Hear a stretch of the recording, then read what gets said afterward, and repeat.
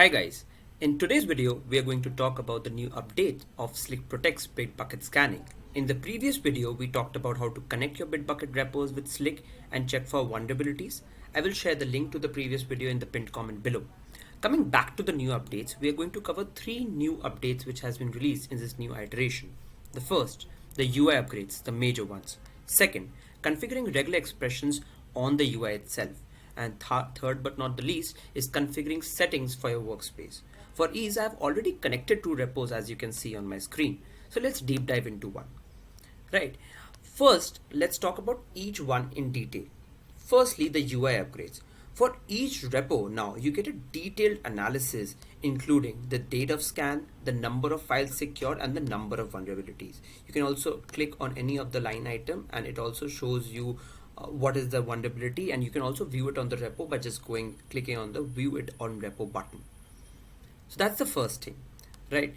The second is for each commit, as you scroll down, for each commit you get details on the number of commit, the number of vulnerabilities, failed commits with the reason of failure. So you can just toggle to the failed commits section and you can see what is the commit, the person who has committed it, the date of commit and the vulnerabilities. Similarly, just like the repo scans, you can also deep dive into it, see what the commit has the vulnerability about and view it in the repo itself.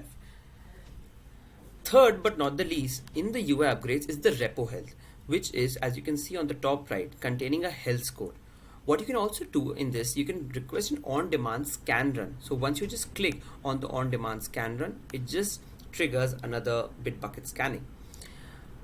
And one key thing to note here is when your vulnerabilities are none, your repo health will reflect to be 100%. So that is the first set of the UI upgrades which has been done in this iteration. Coming to the second is configuring regular expressions on the UI itself. An extension of the repo health is that you can now configure expressions with the click of the button.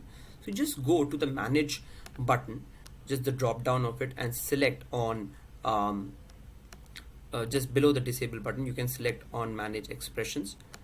As you just click on the manage expressions, you can see a drop down list of the regular expressions of AWS, Adobe IO, BitBucket and on your screen. You can toggle the regular expression settings as per your convenience. For example, I can just toggle the secret key, I can switch it on and I can switch it back on.